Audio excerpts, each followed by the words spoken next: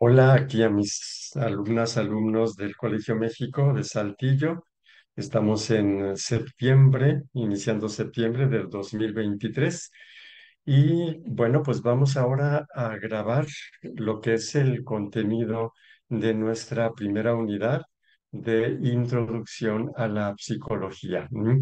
Y para ello, entonces, nos vamos a ayudar aquí de un PowerPoint. Y bueno, voy a continuar con la exposición. Bueno, nuestra primera unidad se llama así, la psicología como ciencia, y quisiera contextualizar nuestro programa, que está la incorporación a la Universidad Autónoma de Coahuila, tiene 4 unidades.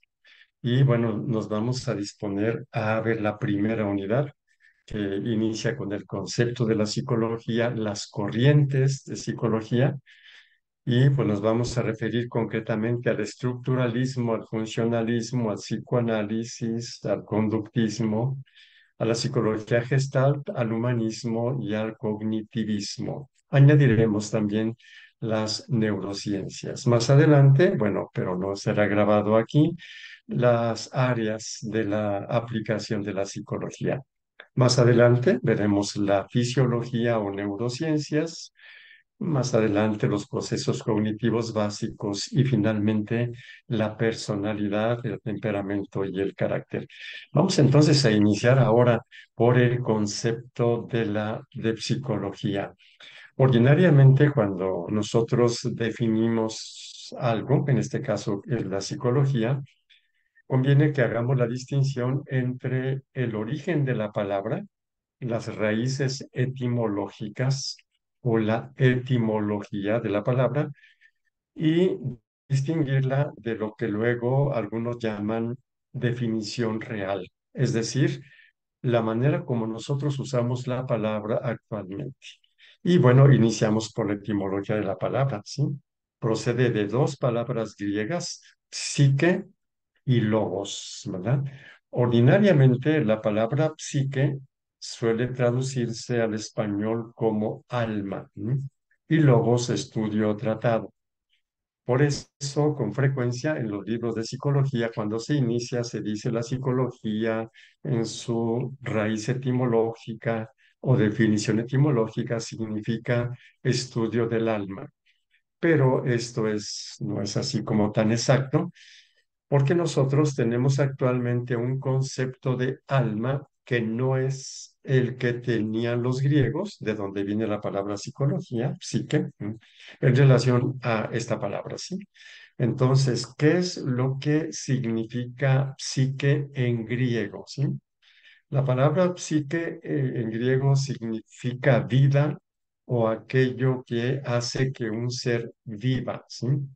Porque los antiguos filósofos, bueno, esto nace en el ámbito de la filosofía, querían entender la diferencia que se ve, todos podemos verla, entre cosas sin vida, inertes, las cosas, los objetos, y seres vivientes, ¿sí? Esa grande diferencia. Entonces querían entender a los seres vivientes, ¿sí? Y por eso es que la palabra psique significa principio vital. ¿De dónde sacamos esto? Bueno, hay un libro, un tratado del filósofo Aristóteles, ¿verdad? Allá 4 siglos antes de Cristo, que se llama Peripsique. Y ese tratado, Peripsique, es un tratado acerca de los vivientes, ¿sí? Acerca de los seres naturales dotados de vida, ¿no? Por eso entonces, cuando se dice que la etimología de la palabra psicología es estudio del alma, debe entenderse estudio del principio vital o de la vida. Todavía para hacer esto más claro, les voy a leer 2 párrafos de ese tratado de Aristóteles que se llama Peripsique. La palabra peri significa alrededor de. Nosotros tenemos en español algunas palabras con peri, por ejemplo, periférico, perímetro. ¿Qué es un periférico? Pues es una calle o una carretera que está en torno a una ciudad, el periférico, ¿sí? Entonces, peri en torno a la vida. Y bueno, les leo aquí un texto de Aristóteles. Dice, en cuanto a las antedichas potencias del alma, o sea, habló de las potencias del alma, en ciertos vivientes se dan todas las potencias del alma, ¿m? Como decíamos, mientras que en otros se dan algunas, ¿m? Y en algunos, en fin, una sola. Y llamábamos potencias del alma a las facultades nutritiva, sensitiva, desiderativa, motora y discursiva. En las plantas se da solamente la facultad nutritiva, mientras que en el resto de los vivientes se da solo no se da solo esta, sino también la sensitiva. Vean ustedes que está hablando de los seres vivientes, incluyendo de las plantas, ¿no? Y dice las potencias del alma, o sea, las capacidades, las potencias del alma. ¿Qué es el alma? La vida, ¿no? Los seres vivientes se nutren, sienten, pensemos en los animalitos, desean, se mueven, cosa que no hacen los seres inertes, ¿verdad? Y en el caso del ser humano, piensa la función discursiva, ¿sí? Entonces, creo que es muy claro que la palabra alma está significando vida. Otro pequeño texto. Luego, en relación con cada uno de los vivientes, deberá investigarse cuál es el alma propia de cada uno de ellos. Por ejemplo, cuál es la de la planta y cuál es la del hombre o la de la fiera. Está hablando del alma de las plantas. Si nosotros no nos damos cuenta de que aquí alma no está significando lo que nosotros entendemos por alma, nos vamos a confundir. ¿No? Aquí está hablando de la investigación de cuáles son las características de la vida, del alma, de la vida, de las plantas, del hombre o del ser humano, de la fiera. ¿No? Y si se lee toda esta obra de Aristóteles, se va a decir que el alma de las plantas, es decir, la vida de las plantas, tiene una función de nutrición, pero no tiene, por ejemplo, la función de moverse, como lo tiene un reptil o un mamífero, o la función de pensar, como la tiene el ser humano. Por eso es que entonces la palabra psicología viene del griego tratado de el principio vital, ¿no? Aunque muchos lo traduzcan como alma a ese principio vital. Nosotros por alma ahora entendemos un principio inmortal, racional, que junto con el cuerpo forma al ser humano. Excluimos a los animales y las plantas. Entonces, bueno, espero que esto nos haya dado claridad, ¿no? Es decir, que la palabra psicología en su raíz etimológica significa tratado del principio vital que algunos llaman alma. ¿No? Pero resulta de que a finales, bueno, segunda parte del siglo XIX, la psicología pasa de ser un tratado de filosofía, citamos a Aristóteles, que era un filósofo, para convertirse en algo científico, vamos a decir así. ¿No? Y es lo que conocemos ahora como psicología simplemente, o algunos la precisan un poquito más, diciendo es psicología empírica o psicología científica. No es tan sencillo definir lo que es psicología. Les presento aquí algunas definiciones. Wolf, por ejemplo, dice es el estudio de la conducta del ser humano en sus experiencias internas y en las relaciones entre ambas, ¿sí?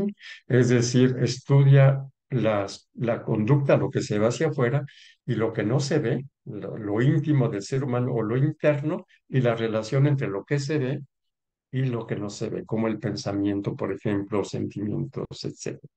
Otra definición de Miller es la ciencia de la vida mental basada en la evidencia que se obtiene mediante la observación y el análisis del comportamiento. ¿No? Es decir, es la vida mental, pero cómo se expresa en las conductas, porque la vida mental no se ve directamente.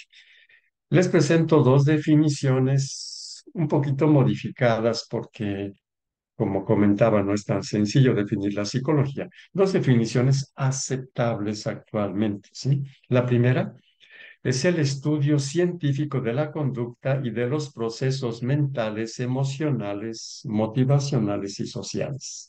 O es la ciencia que utilizando métodos rigurosamente científicos se propone comprender, predecir y controlar la conducta humana.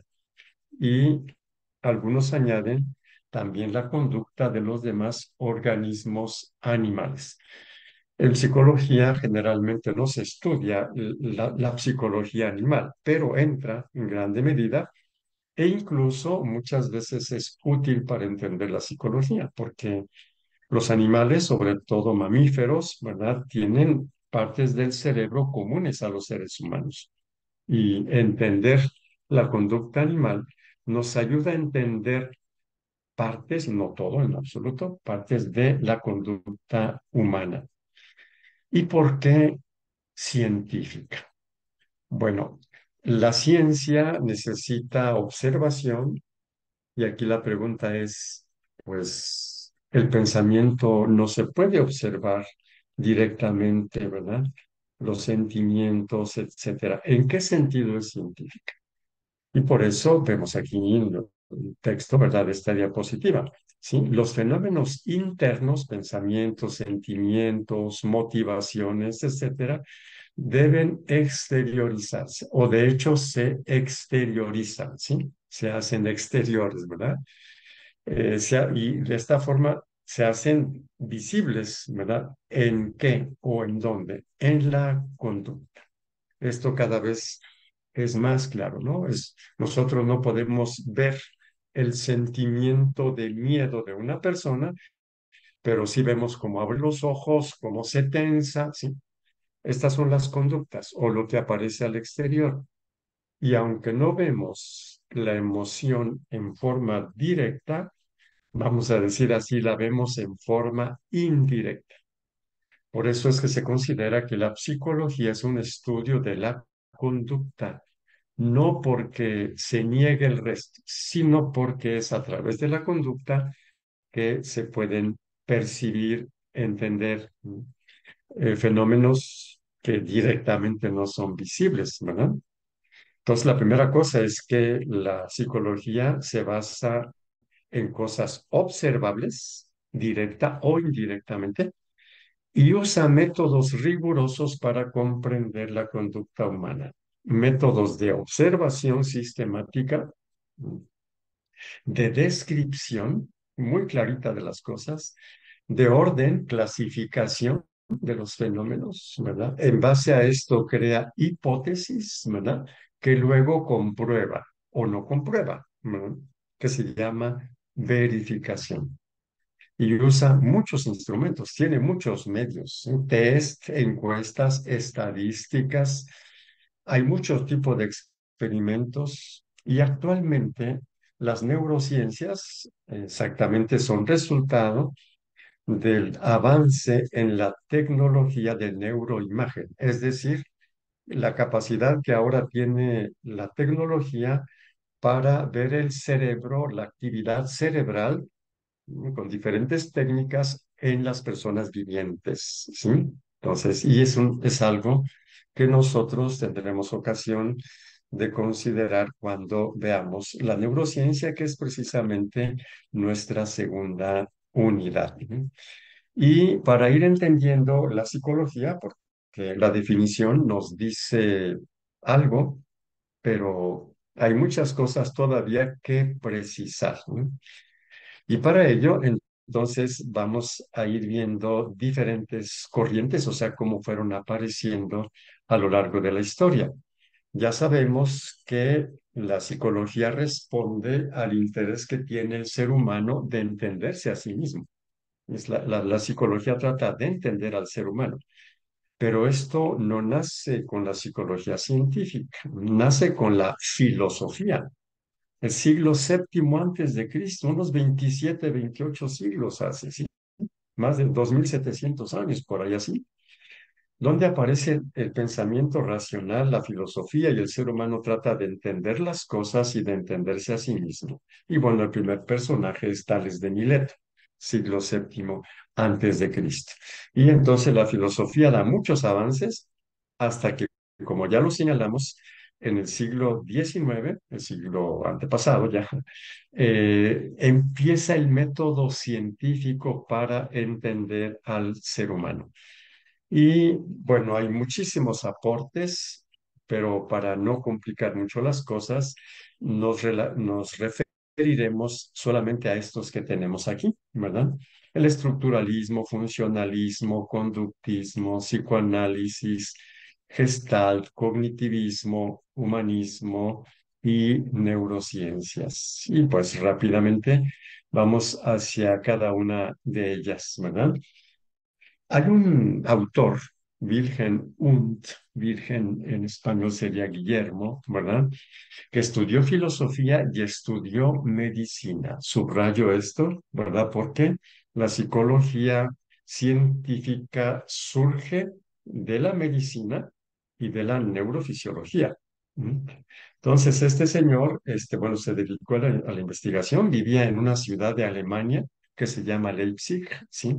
Allí hay una universidad y en su laboratorio, ahí en la Facultad de Medicina, creó el primer laboratorio de psicología.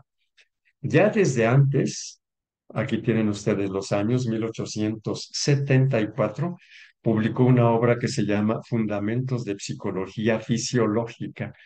Vean ustedes, psicología fisiológica. Va a ser esto muy importante. El sistema nervioso va a dar lugar luego a la psicología. Va a ser una de las ramas, ¿eh? Y luego vamos a ver otra, ¿verdad?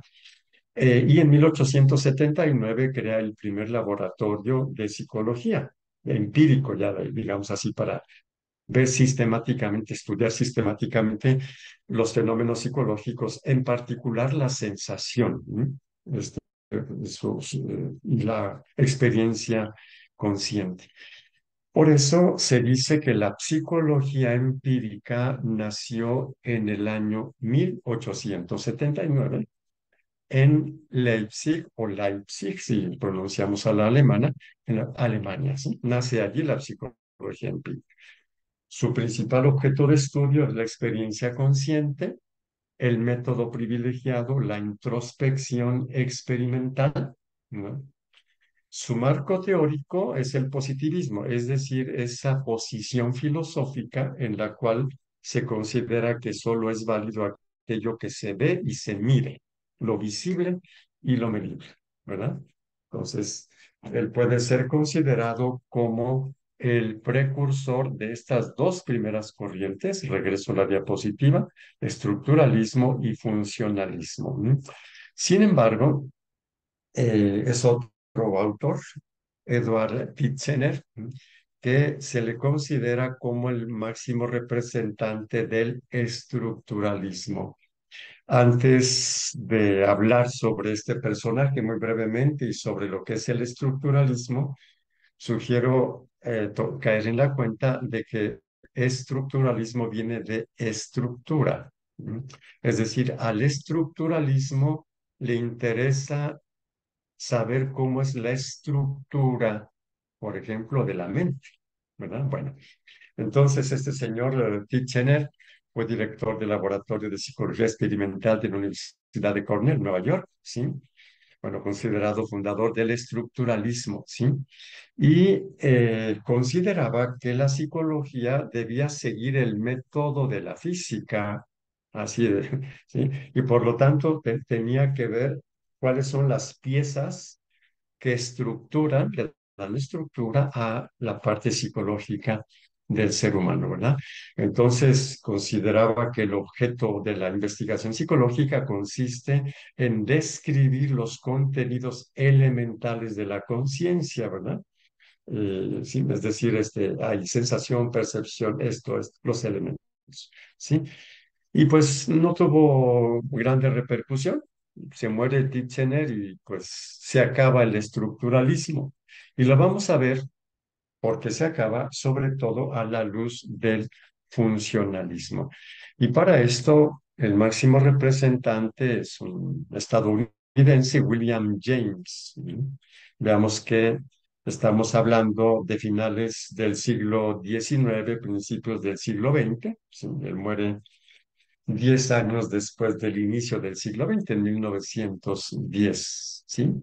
Entonces, se considera que el funcionalismo es el estudio de las actividades mentales desde el punto de vista de su función. ¿Sí? O sea, les interesa ver para qué tenemos lo que tenemos, ¿verdad?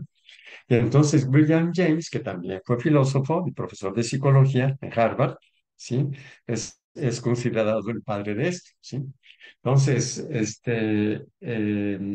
tratando de sintetizar, ¿verdad? Entonces, William James, no leo lo que está del lado derecho, sino que lo comento rápidamente. William James dice, lo que interesa es entender por qué tenemos lo que tenemos. Por ejemplo, por qué tenemos pensamiento. Y considera que lo que tenemos, pensamientos, sentimientos, motivaciones, tienen una función muy concreta que es responder a las exigencias del ambiente. Y por eso leo esta diapositiva. Según James, las habilidades cognitivas, como la conciencia, el pensamiento, los sentimientos, el aprendizaje, el recuerdo, la creatividad existen porque nos ayudan a sobrevivir como especie. Por eso la psicología debe centrarse en aquellas funciones útiles para la supervivencia. Por eso se llama funcionalismo. Y pensémoslo un poquito. Vamos a suponer una persona que pierde la capacidad de pensar, pues ya no puede sobrevivir, le tienen que ayudar las personas que están en hospitales psiquiátricos, por ejemplo, ¿verdad?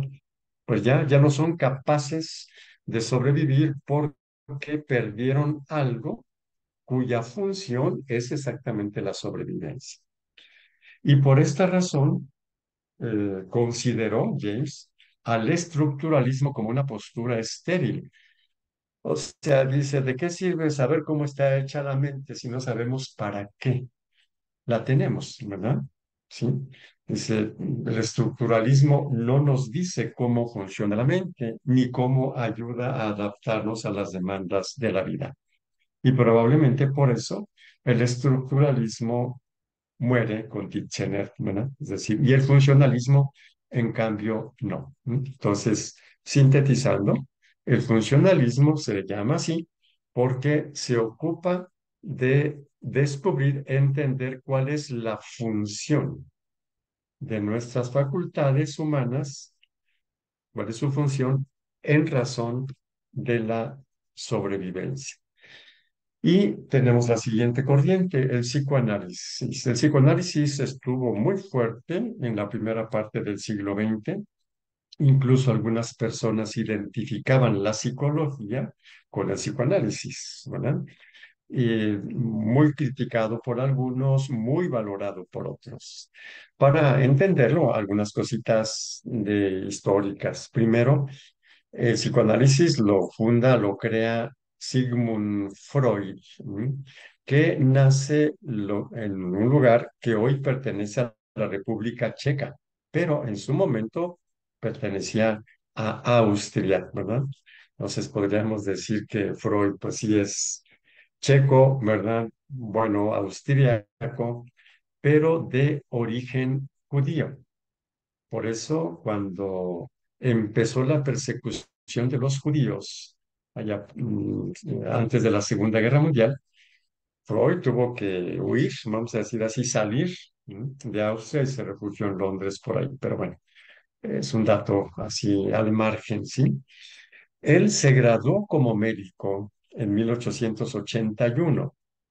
En su ejercicio médico, él se fue interesando por la neurología, cerebro, nervios, etcétera. Él se dio cuenta que en Alemania, donde también estaba estudiando, ya no había mucho que aprender y sabía que en París había un neurólogo de nombre Jean-Martin Charcot, que estaba estudiando estas situaciones con métodos pues no muy aceptados en Alemania, pero pues este médico seguía, ¿verdad?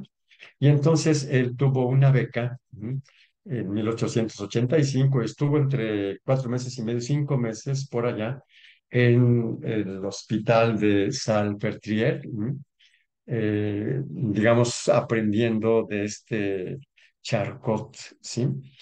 Entonces, ahí este Charcot estaba estudiando y observando una cosa que se llama histeria, sobre todo histeria de conversión, que vamos a ver ahorita poco a poquito, y que de alguna manera iba descubriendo cosas al hipnotizar a las personas, ¿sí? Entonces, allí, entonces Freud llega y pudo observar las manifestaciones de la histeria bajo hipnosis o generar conductas histéricas a través de la neurosis, ¿sí? Y bueno, voy a adelantar esta diapositiva, ¿sí? Y luego regreso porque me parece que va a ser más comprensible si adelantamos esto. ¿Qué es la histeria o los fenómenos histéricos que Freud vio cómo trabajaba Charcot en París, ¿sí? Ataques convulsivos, o sea, como si las personas tuvieran epilepsia sin tener epilepsia, movimientos sin sentido, hacerse arco, por ejemplo, contorsiones, ¿sí?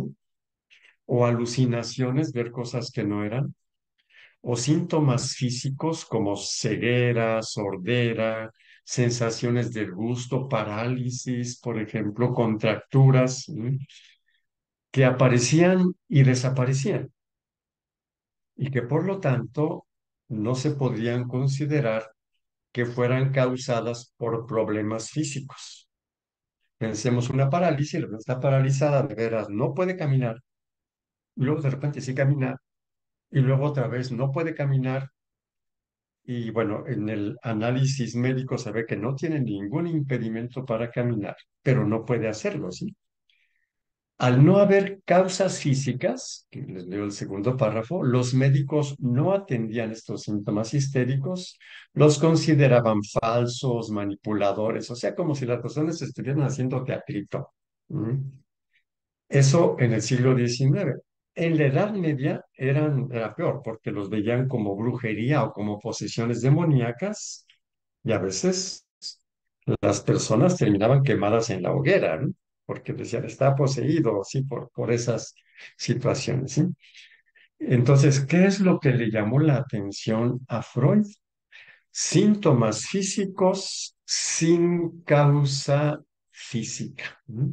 Bueno, y regreso entonces aquí, ¿sí? Entonces, Freud recibió una beca, estuvo allí con Charcot, ¿verdad? Y al ver esto, ¿qué sucede? Freud abandona la neurología, o sea, se deja de interesar por lo físico del sistema nervioso y se empieza a interesar mucho por estos fenómenos histéricos que la medicina no podía explicar, ¿sí? Y entonces lo que Freud encuentra, pues es una explicación, precisamente. Claro que no es una explicación médica, médicamente no hay razón, es una explicación psicológica, ¿sí? Entonces Freud encontró una explicación válida a aquello que en su tiempo se consideraban engaños y que eran ridiculizados, ¿verdad? Porque eran síntomas que aparecían de la nada y desaparecían de la nada, ¿verdad? Y entonces descubrió que la causa no era física, sino psicológica, causas de los cuales la persona no era consciente, ¿sí? Y de aquí aparece, como pongo aquí en el titulito, el grande poder del inconsciente. Vean ustedes en 1899, por allá por noviembre, publica esa grande obra que se llama La interpretación de los sueños, ¿verdad? Y luego en 1916, Introducción al psicoanálisis. ¿De dónde surge entonces el psicoanálisis?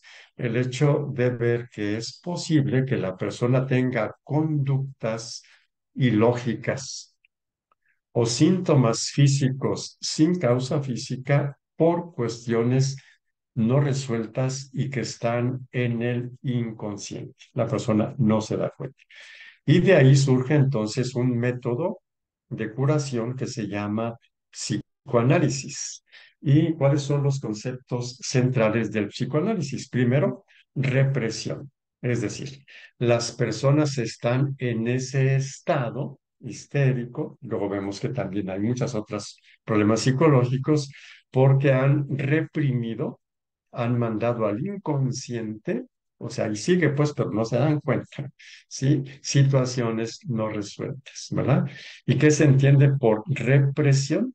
Es un mecanismo psicológico inconsciente mediante el cual el sujeto expulsa de su conciencia ideas, impulsos, recuerdos penosos o dolorosos para él, ¿m? Porque considera que van contra su dignidad o porque no los aguanta, ¿sí?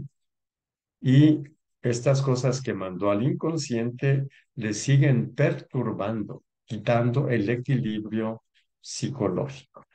Estas cosas reprimidas pueden convertirse en complejos, ¿sí? Una persona que está complejada, ¿no?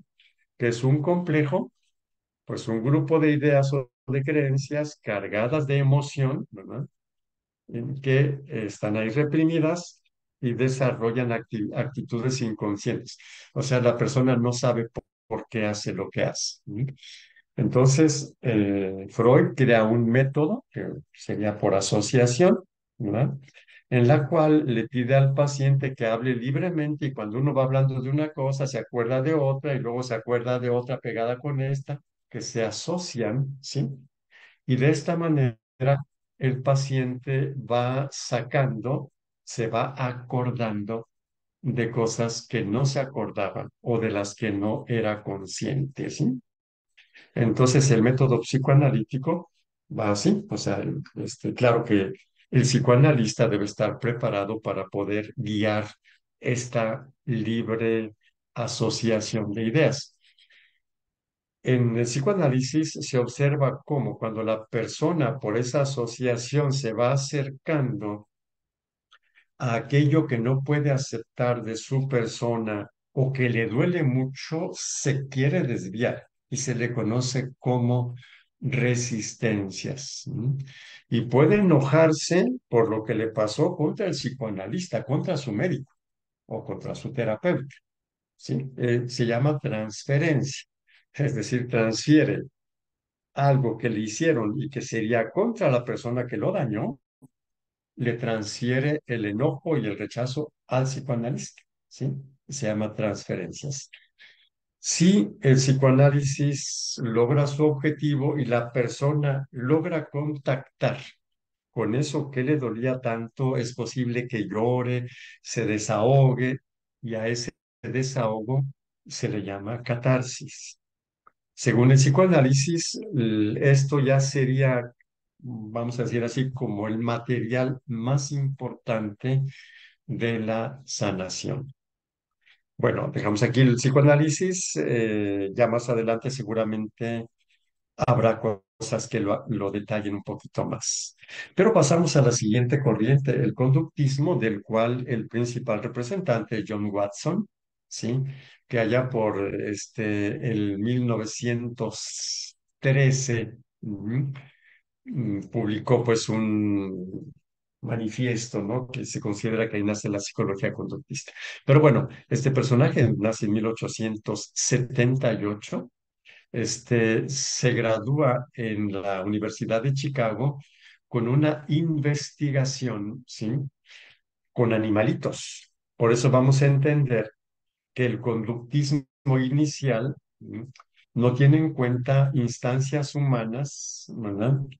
Y bueno, lo vamos a ver en un momentito más.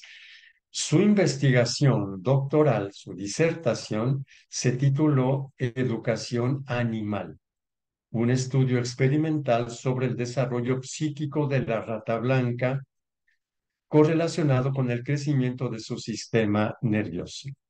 Entonces Watson hace pues muchos experimentos con las ratitas y claro que él se da cuenta que la conducta de la ratita dependía del estímulo que le pusiera.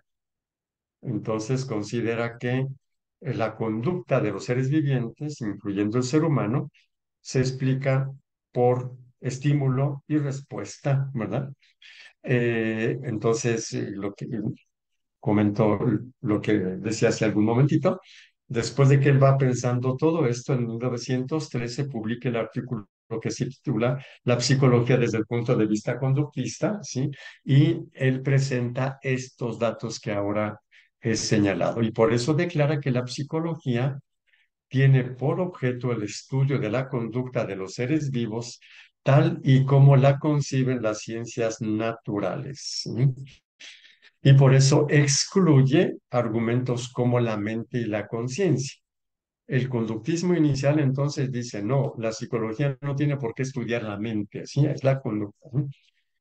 Adelanto un poquito la crítica. Los animalitos tienen un cerebro muy parecido al nuestro, pero le faltan cosas que los seres humanos tenemos en nuestro cerebro. Sobre todo la parte frontal, la llamada corteza prefrontal del cerebro. Esa no lo tienen los animalitos. Por eso los animalitos son condicionados prácticamente por los estímulos. Hay estímulo-respuesta. Y los animales van aprendiendo, vamos a decir así, ¿verdad? Sobre todo los animalitos domésticos. Pero los seres humanos no tenemos el cerebro de esos animalitos. Tenemos mucho más desarrollado el cerebro y podemos nosotros elaborar decisiones, ¿sí? Que es una cosita que se va descubriendo más adelante, como lo veremos en algunos minutos más, ¿sí? Y entonces, ¿cuáles son los conceptos básicos del conductismo? Pues estímulo, ¿sí? Cualquier señal, información que procede o que impacta al organismo. Respuesta, cualquier conducta del organismo que surge como reacción al estímulo. Tercer concepto, condicionamiento, ¿sí? Entonces, los seres vivientes, incluyendo el ser humano, estamos condicionados por lo que aprendimos. Si me pasó esto, pues yo ya sé que así es y entonces, ¿sí? Quedo condicionado por lo que me sucede. Y los conceptos de refuerzo y castigo. Refuerzo quiere decir que cuando yo hago algo y tuve un efecto positivo, mi conducta se refuerza. O sea, voy a intentar repetirla lo más posible. Y en cambio, cuando tengo un castigo o cuando tengo un efecto negativo, tiendo a evitarlo, ¿sí? A no volver a hacer lo que hice, ¿no? Esos son los conceptos centrales del conductismo. La Gestalt, aquí entonces hay cosas que van más allá del psicoanálisis y del conductismo. El término Gestalt es una palabra alemana que significa forma, figura, configuración o estructura. De estas palabras, la que se acerca más es configuración. O sea, la mente configura, le da una figura a los elementos que llegan a través de los sentidos o de los canales sensoriales, ¿sí? Nosotros no captamos las cosas por partes, captamos las cosas como totalidad. ¿Sí? Entonces, cuando se percibe algo, no se hace captando las partes aisladas. ¿Sí? Esa es una primera cosita. Y la segunda es que el todo no es lo mismo que la suma de las partes, ¿sí? Una cosa son las partes separadas, funcionan separadamente. Cuando están en un conjunto, el conjunto puede más que las partes solas, ¿sí? Entonces, la psicología gestal creía que romper los fenómenos psicológicos en partes pequeñas no les llevaría al entendimiento de la psicología. Por eso la Gestalt hace una crítica durísima hacia el estructuralismo, ¿sí? Que era ver la estructura así, ver esas partes separadas, ¿no? Entonces, dice, cada parte está definida por el todo. ¿No?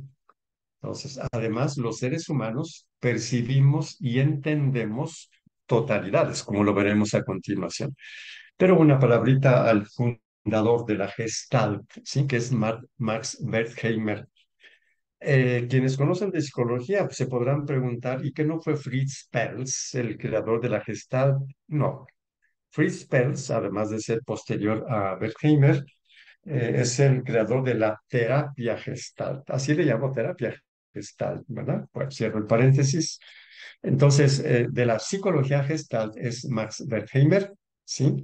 Y bueno, después hay otros personajes también importantes en esto, como Kohler y Kafka, ¿verdad? Eh, Puede decirse que la psicología Gestalt nace en 1912. Fíjense que es más o menos el mismo año en el que nace la psicología conductista, quizá hasta un año antes, ¿verdad?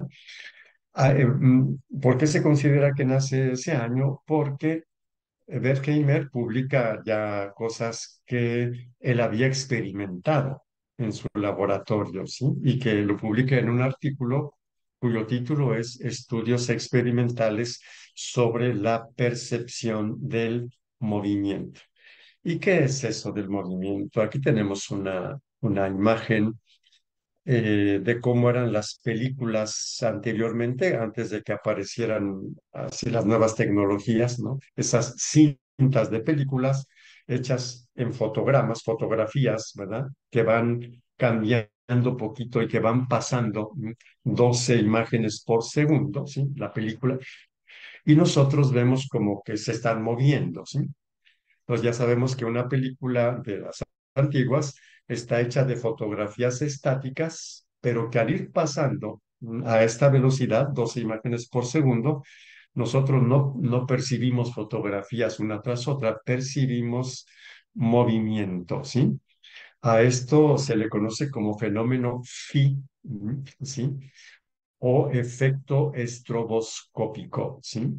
Entonces, y entonces se produce cuando las imágenes tienen una sucesión rápida. Entonces ahí, digamos que la Gestalt empieza a dar datos importantes sobre cómo percibimos, ¿sí? Bueno, brinco esta diapositiva, la pongo ahí, quien quiera verla detiene el video, ¿verdad? Bueno, simplemente digo, Juanse, rapidísimamente que tanto un motor de coche como una melodía musical de una orquesta sinfónica, nosotros no oímos en la melodía instrumentos separados o en el motor no funciona todo desmembrado. Tanto el motor como la melodía deben tener una estructura integrada, ¿no? ¿Sí? Y eso es lo que nosotros percibimos, ¿sí? Al ver algo o recordarlo, creamos una imagen global y no nos limitamos a acumular información parte por parte. Y además, nosotros, de todo lo que entra, por ejemplo, por la vista, nosotros cuando queremos ver algo, eso lo ponemos como figura y el resto lo ponemos como fondo. ¿Sí? Y si lo que ahorita es fondo, yo quiero ver algo como figura, lo que era figura pasa a ser fondo. E incluso en nuestra vista la figura está enfocada y el resto está borroso. ¿Sí? Y podemos ir cambiando. ¿Sí? Entonces la Gestalt nos dice, sí, nosotros ordenamos la percepción, estructuramos las cosas que percibimos. ¿Sí? Y por eso, digamos, descubren una serie de leyes de percepción, ¿m? Que se les conoce como leyes Gestalt. La primera es figura y fondo, de lo cual yo he comentado, y además hay otras leyes Gestalt, ¿sí? La ley del cierre, o sea, hay figuras, no sé, como por ejemplo esta que está aquí, vemos un triángulo, por ejemplo, o dos triángulos invertidos, ¿verdad? Sí, sí. A pesar de que las figuras no están cerradas. Pero bueno, nosotros tendemos a cerrarla. O esta imagen en la cual vemos una sonrisa, pero pues solo son puntos, ¿verdad? Que ni siquiera están pegados, ¿verdad? Pero nos hacen referencia, nos asocian con la sonrisa humana y vemos, pues sí, más o menos así como una carita sonriente. La ley de la proximidad, ¿sí? Aquí, por ejemplo, tenemos puntos, pero este de aquí, como están más cerca, más próximos los puntos, lo vemos como una línea. y estos no, pero pues tan punto es este como punto es este y además pues no están pegados a nada. Pero como estos están más cerquita, más próximos, los vemos de una manera distinta. La ley de la simplicidad, igualmente aquí, ¿sí? Es una imagen súper simple. Vemos una sonrisa y no hay nariz, no hay orejas, ni siquiera la cara es cuadrada de los seres humanos, ni mucho menos, pero basta que veamos lo mínimo, lo más simple, ¿sí? O la ley de la similitud o semejanza, ¿sí?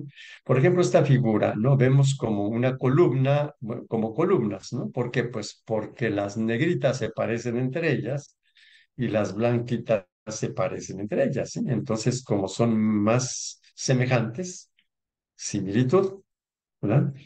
La ley de la continuidad, igualmente, esta figura, esta, ¿verdad?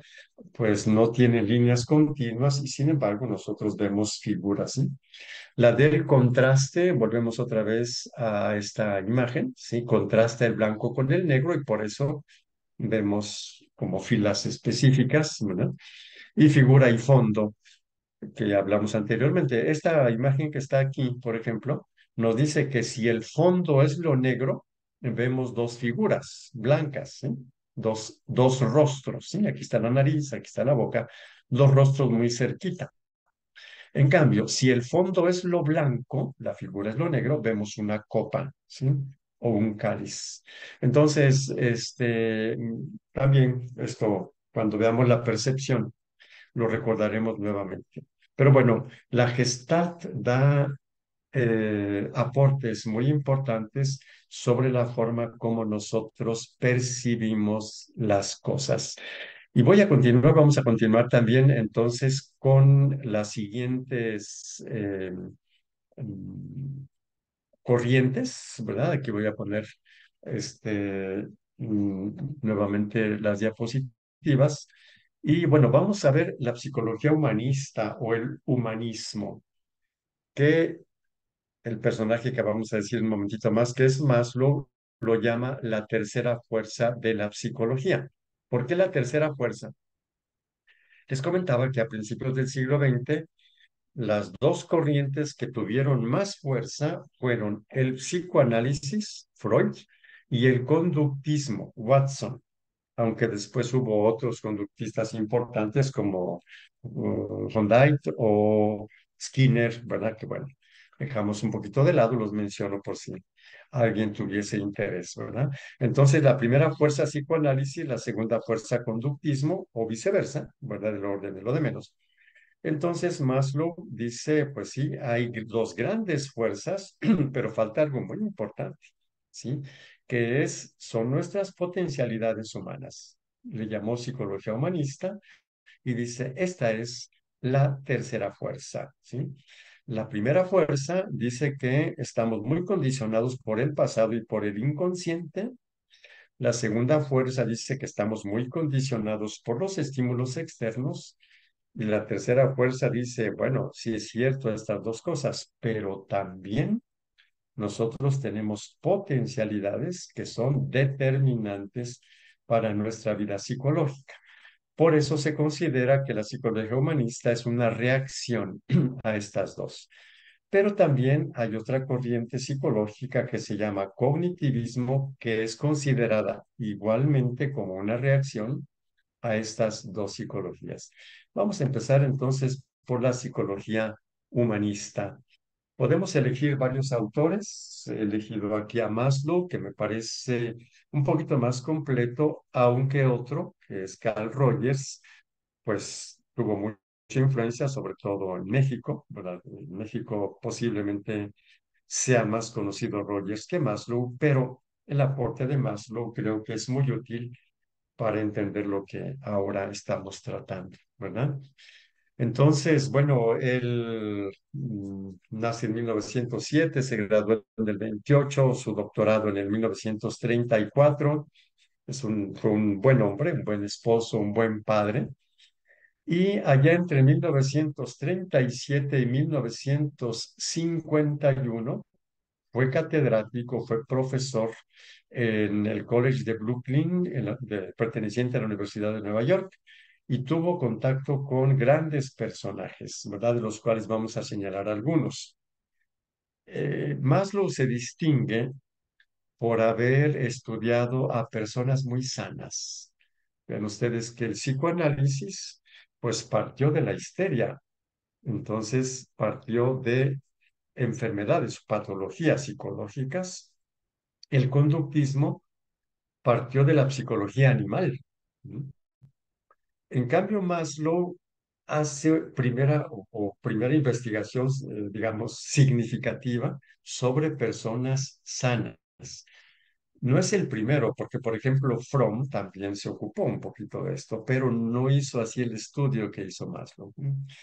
Y aquí les leo algo que él dejó escrito cuando muere de un infarto. Bueno, entonces se encuentran estos escritos. Y aquí uno dice, mis investigaciones sobre la autorrealización, es decir, cuando una persona realiza autorrealización en su persona, lo que tiene que ser, cuando se desarrolla como ser humano, ¿sí? Dice, mis investigaciones sobre esto no fueron planeadas ni iniciadas como tales, sino que fueron el esfuerzo de un joven intelectual por tratar de entender a dos de sus maestros, a quienes amaba, adoraba y admiraba, y que eran personas muy, muy maravillosas. Fueron mis profesores cuando me trasladé a Nueva York después de doctorarme en el oeste y eran seres humanos extraordinarios. Mis estudios en psicología no me habían preparado en absoluto para entenderlos. Es algo así como si Maslow dijera, pues sí, soy doctor en psicología y entiendo muy bien a los neuróticos y a los histéricos, etcétera, y conozco muy bien los mecanismos de la conducta animal, pero no tengo herramientas psicológicas para entender a personas extraordinarias, ¿no? Y continúo la lectura. Dice, era una especie de devoción al alto cociente intelectual. No podía conformarme con adorar, sino que buscaba entender, porque esas dos personas eran tan distintas del resto de los mortales, ¿no? Esas dos personas eran Ruth Benedict, una profesora en Nueva York, de antropóloga, y Max Wertheimer, el que acabamos de ver, ¿sí? En la psicología gestal, ¿sí? Entonces, Maslow inicia, vamos a decir así, su investigación, diciendo, quiero entender la psicología de la salud, ¿no? Y entre las cosas que encontró fue que las personas extraordinarias desarrollan esta partecita que está hasta arriba, ¿verdad? Desarrollan valores, motivaciones, metas que no todo mundo desarrolla. ¿M? Y aquí es donde tenemos la famosa pirámide de Maslow, ¿sí? Entonces, él dice, bueno, como Maslow se ocupó mucho de las motivaciones, o sea, lo que nos mueve a hacer las cosas. Entonces, él dice, claro que nos mueven las necesidades fisiológicas, el hambre, la sed, la necesidad de descanso. Nos mueve también la necesidad de seguridad, ¿verdad? Cuando no estamos seguros, nos sentimos motivados a buscar la seguridad. Las necesidades de pertenencia, ¿sí? A la familia, a la nación, al país, etcétera. Las necesidades de estima. Y bueno, estas, bueno, todos los seres humanos las tenemos, pero no todos los seres humanos desarrollamos otras motivaciones que él llamó precisamente motivaciones de autorrealización, ¿sí? Entonces, él dice, bueno, este, ¿cuáles serían, por ejemplo, estas? Pues cualquier cosa que nos haga mejores personas, ¿no?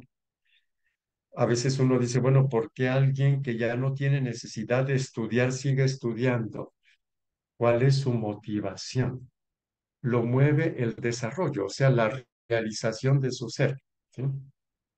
Esa es entonces la explicación y la razón por la cual Maslow hizo como una jerarquía de necesidades y de motivaciones, ¿no?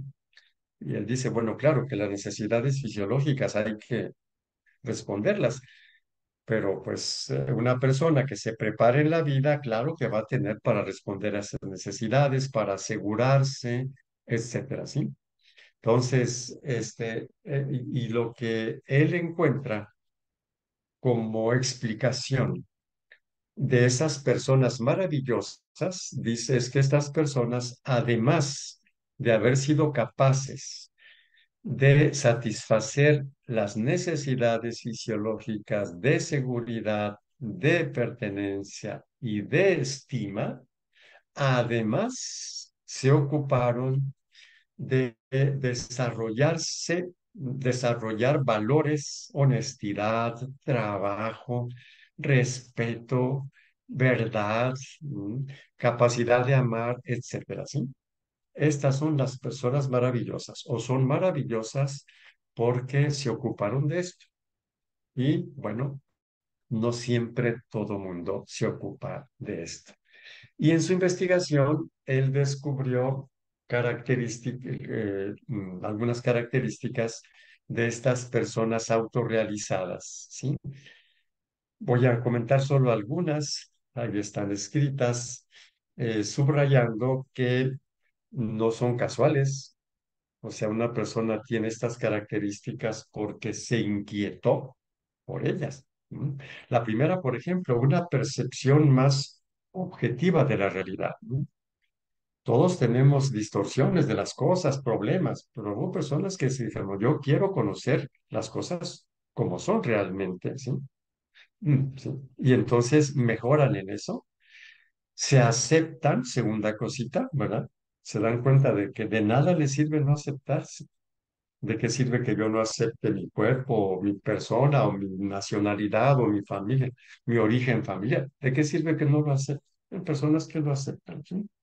Son personas más flexibles, menos rígidas, ¿verdad? Porque han superado temores, ¿verdad? Son mucho más capaces de enfocarse en los problemas reales más que en sí mismas, ¿sí? Son personas que no hacen problemas donde no hay. Cuando una persona va y crea problemas es porque no le interesa resolver los problemas, le interesa lo que trae adentro. Bueno, las personas autorrealizadas se centran en los problemas y en sus soluciones.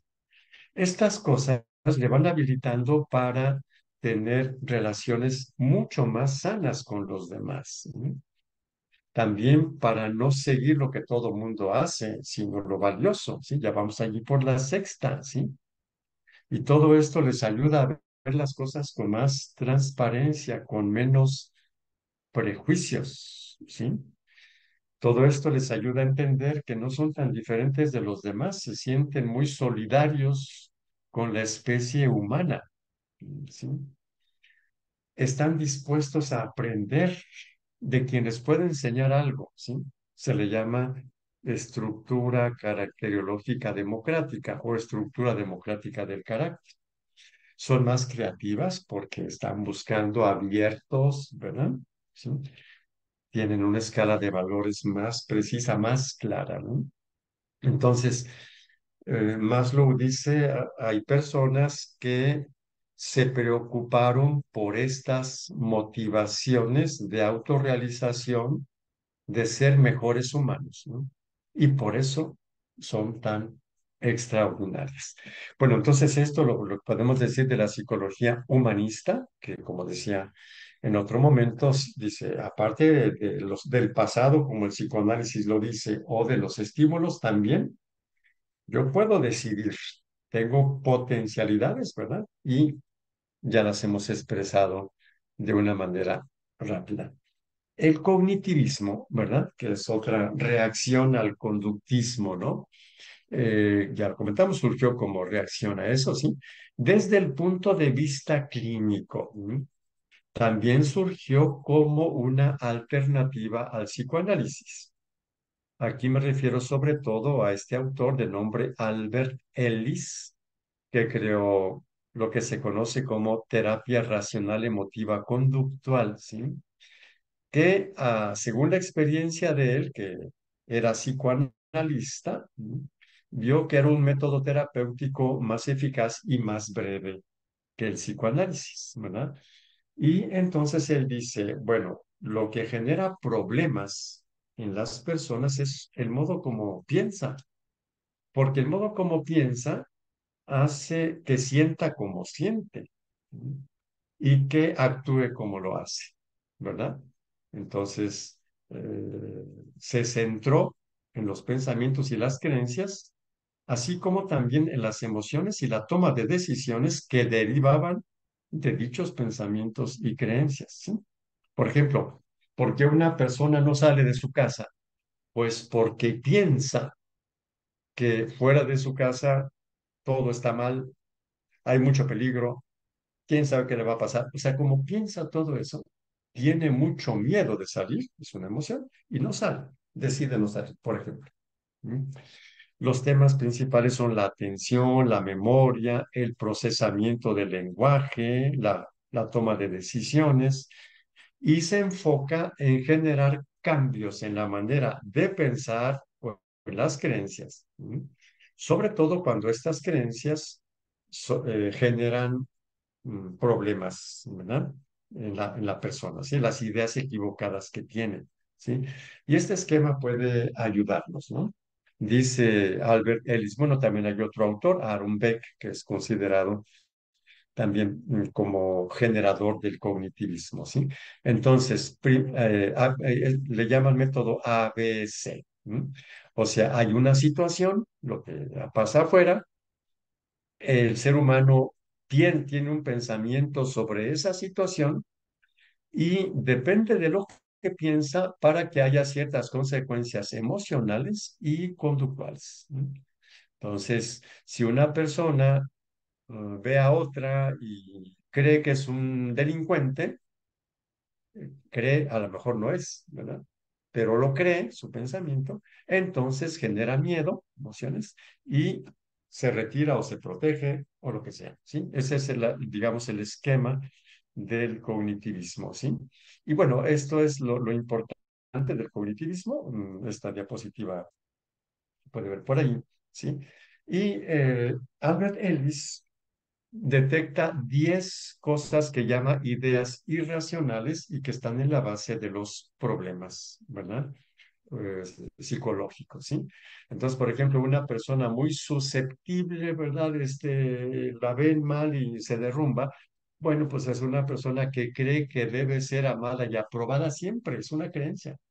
Por eso o la persona perfeccionista, ¿verdad? Que no quiere tener ningún defecto, cree que la única manera de valer es ser perfecta, por ejemplo, es una creencia, ¿sí?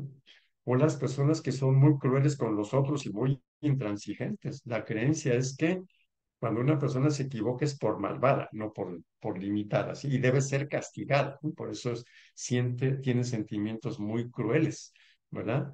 O, por ejemplo, las personas que cuando no suceden las cosas como yo quería se derrumban, pues porque consideran que es terrible que las cosas no sean como yo había pensado o querido. Pues no, no es nada terrible, pero bueno, ¿sí? O, por ejemplo, las personas que se creen víctima del destino. Es porque creen que todo lo que les pasa se debe a lo que está fuera, a lo que sucede fuera, y no se dan cuenta que también ellos actúan, ¿verdad? O las personas muy ansiosas, ¿sí? Porque cada cosa que ven, la ven como que ese es el paso previo para una desgracia, ¿sí? O, no sé, las personas que dejan para después las cosas, se creen que no afrontándolas se van a resolver cuando es peor, ¿verdad? Es peor dejarlas, ¿no?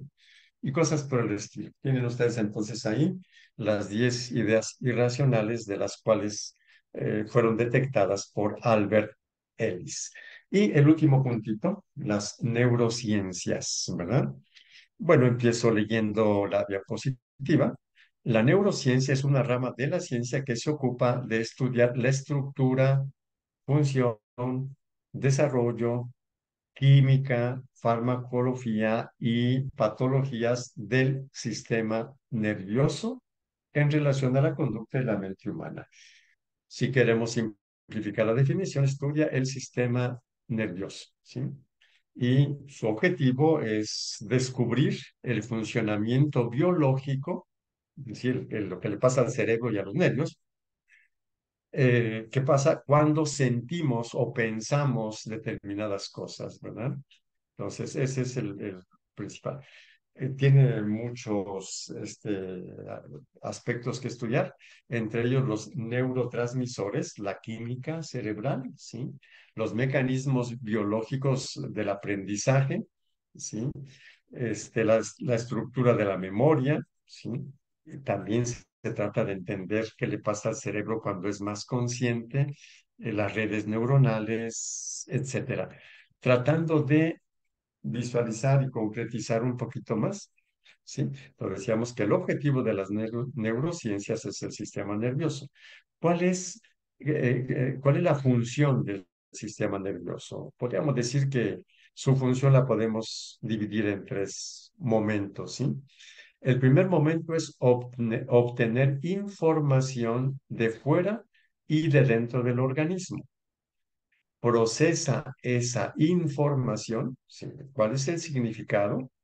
Para ello le ayuda la memoria, porque el cuerpo debe responder a la situación que se encuentra y entonces el sistema nervioso da órdenes al cuerpo acordes al significado elaborado. Si, por ejemplo, yo veo afuera una serpiente venenosa, ¿verdad? Tengo la información de que estoy en peligro, un serio peligro, ¿sí? Ese es el procesamiento, o sea, digo, ¿sí? Si es una serpiente disecada que me asustó y luego veo que está disecada, bueno, pues proceso la información de otro modo, pero si es una serpiente real, ¿sí? Y entonces el sistema nervioso le da la orden al cuerpo de que se prepare para protegerse de la serpiente. El corazón late más rápido para que la sangre circule más rápido y lleve más nutrientes a las células y yo tenga más energía para protegerme. La respiración también para que haya más oxígeno, entre más oxígeno al cuerpo, que es esencial para las células y tenga más energía para protegerme, ¿sí? Entonces, el sistema nervioso da estas órdenes para que yo pueda reaccionar, ¿sí? ¿Y cómo está hecho el sistema nervioso? Bueno, bueno, voy a iniciar por la imagen de la derecha. Tenemos el cerebro, ¿verdad? Y el cerebelo, y luego la médula espinal, ¿verdad? Toda la espalda. ¿Sí? Es el cerebro, y luego como que el cerebro continúa por toda la espalda, ¿sí? Y de aquí salen nervios hacia la cara y luego nervios hacia el cuerpo, todas estas líneas, nervios que llegan a todo absolutamente el cuerpo. Esta parte es la parte que manda, bueno, que recibe la información y que manda las órdenes al cuerpo. ¿Cómo recibe la información? Pues por los nervios que llegan, ¿verdad? Los nervios aferentes, ¿sí? ¿Y cómo ordena que el cuerpo se prepare por otros nervios llamados nervios eferentes, ¿sí? Entonces, el sistema nervioso se llama sistema nervioso central, recibe información de dentro y de fuera del cuerpo y da órdenes, ¿verdad? Es algo importantísimo. Si el sistema nervioso nos falla, prácticamente morimos, ¿sí? Tenemos aquí entonces una imagen un poquito más clara de lo que es el sistema nervioso central, que está formado por el encéfalo, la cabeza, y la médula espinal, ¿sí? Bueno, eh, ¿qué es lo que capta el cerebro del ambiente, ¿sí? Capta acciones mecánicas de choque, de presión, ¿sí? Y que son captadas por la piel. También el cuerpo, el cerebro, capta acciones químicas, ¿verdad? Sustancias que van ahí en el ambiente y que son captadas por las mucosas de la nariz y del gusto, ¿sí? Gusto y olfato. Los movimientos ondulares de luz, ¿sí? que nos permiten ver las ondas sonoras cuando dos cuerpos chocan, ¿sí? Generan ondulación en el ambiente, impactan los tímpanos, ¿verdad? Que ahorita vamos a ver rápidamente, o las ondas de calor, ¿sí? Y entonces tenemos las sensaciones visuales que vemos, auditivas y térmicas, ¿verdad? Y bueno, entonces tenemos aquí los sentidos, aquí muy rápidamente. Entonces la luz entra por el cristalino, se proyecta en la pantalla y lo que se proyecta es captado por un nervio, ¿sí? Que se llama nervio óptico, que lleva las señales al cerebro y el cerebro interpreta esa luz que entró por ahí, o las ondas sonoras, ¿no? Que entran por aquí, por el oído externo, impactan el tímpano, lo hacen vibrar y esta vibración hace que vibren estos huesecillos y la vibración llega aquí y el nervio auditivo lo capta esta vibración, la lleva al cerebro y el cerebro la interpreta como sonido. O, por ejemplo, sustancias químicas que están en el aire son captadas por las mucosas de la nariz y esa captación, la información va al cerebro o de la piel, ¿sí? Entonces, digamos que el sistema nervioso tiene instrumentos para captar la información que está fuera del organismo, pero también el sistema nervioso capta lo que sucede en el cuerpo. Y hay dos cositas importantes aquí. La primera, que se llama intracepción, y por lo tanto hay introceptores, nervios, ¿verdad? Que captan lo que sucede dentro del cuerpo, ¿sí? Están situados en las vísceras u órganos internos, las vísceras, ¿no? Corazón, pulmones, vías digestivas. Tenemos aquí una imagen, ¿verdad? O acá, ¿sí? De las vísceras, ¿sí? Y sirven para que el ser humano se entere de lo que necesita para vivir. Si necesita alimento, pues va a sentir hambre. Si necesita sed, perdón, líquido, va a sentir sed, ¿verdad? Y son muy importantes los intraceptores. Si una persona por problemas de tipo físico, psicológico, no capta esto, pues a lo mejor necesita comer, necesita alimento, pero pues, no lo registran los intraceptores y no comen, se mueren, ¿verdad? Entonces es muy importante, el cerebro recibe de los intraceptores la información que viene de las vísceras. Y también hay otra información que recibe el sistema nervioso que se llaman propioceptores, ¿no? Los propioceptores son de dos tipos, ¿sí? Unos que nos van a ayudar a darnos cuenta de nuestros movimientos físicos, las sensaciones kinestésicas, ¿sí? Y otros que nos van a dar la información sobre nuestro equilibrio, ¿verdad? Cuando estamos de pie o acostados un poquito, ¿sí? Los propioceptores entonces están en las articulaciones, los tendones, ¿sí? Tenemos aquí un ejemplo, ¿verdad? La rodilla, pero de hecho, pues las articulaciones las tenemos pues casi por todos lados, empezando por el cuello, las vértebras superiores, ¿verdad? Y toda la columna vertebral está hecha de articulaciones o los dedos, por ejemplo, las muñecas, los codos, ¿no? La cadera, las rodillas, el tobillo, los dedos de los pies, ¿sí? Estamos llenos de articulaciones y podemos darnos cuenta de los movimientos que hacemos, ¿verdad? Y llegan a través de los propios sectores, o sea, nervios que llevan esta información al cerebro. O, por ejemplo, el sentido del equilibrio. Y aquí es interesante también.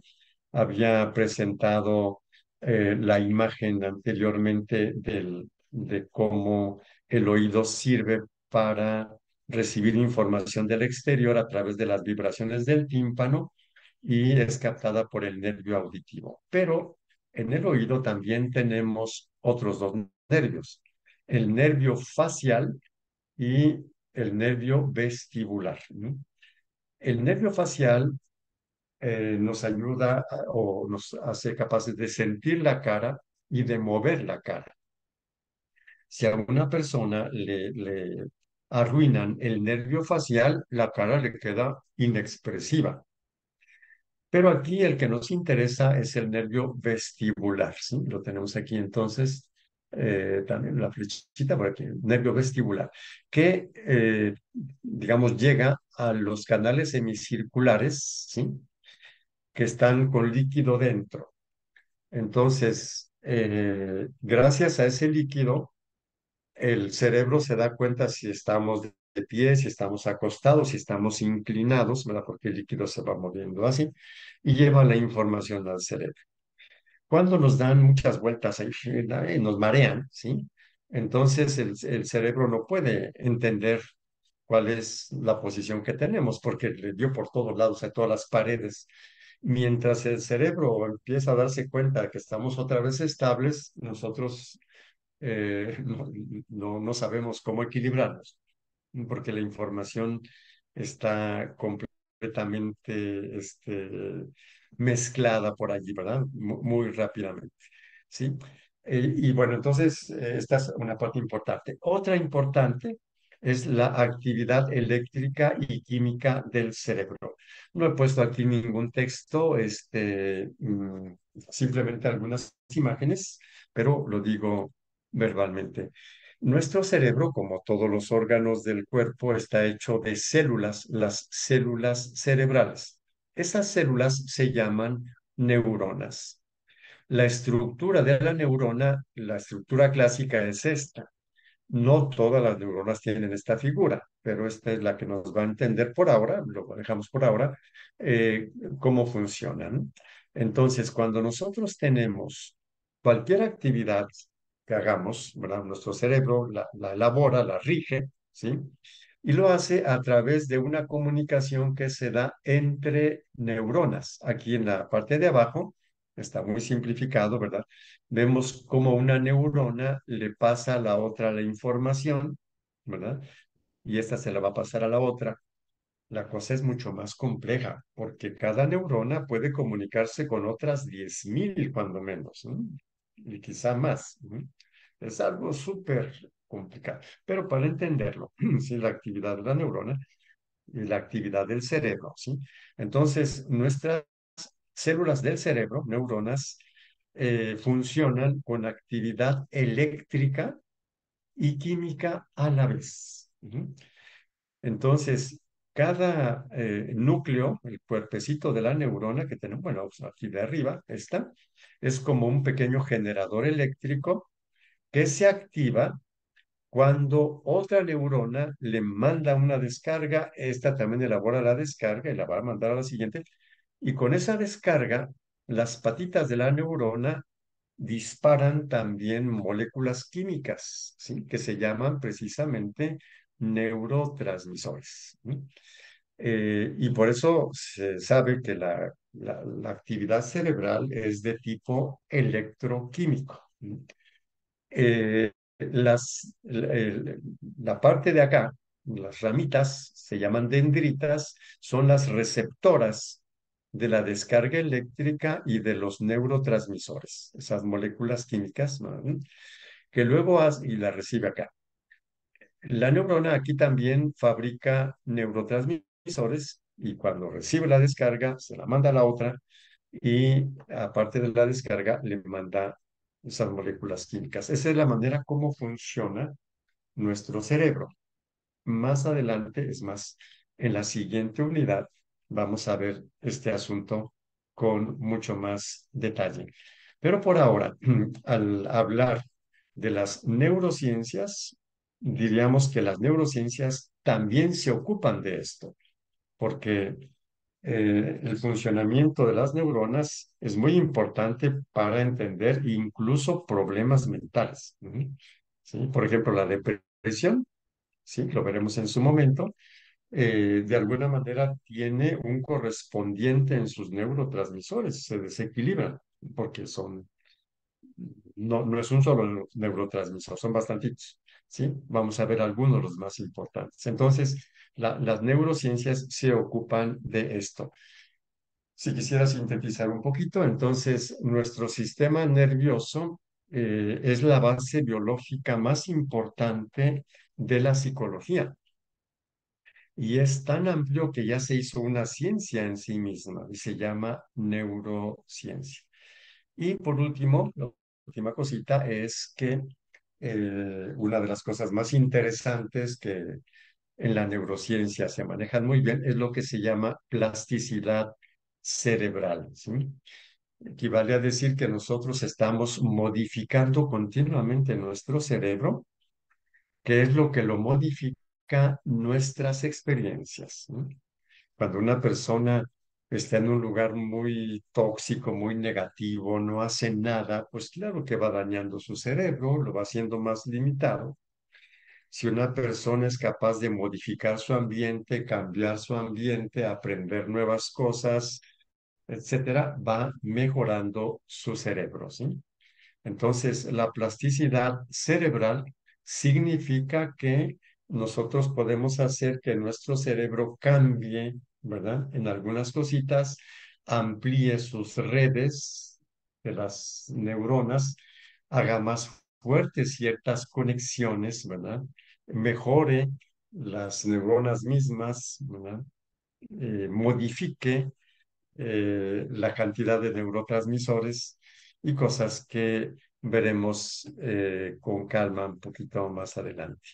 Y bueno, pues este es el contenido principal de nuestra primera unidad de nuestra asignatura de Introducción a la Psicología.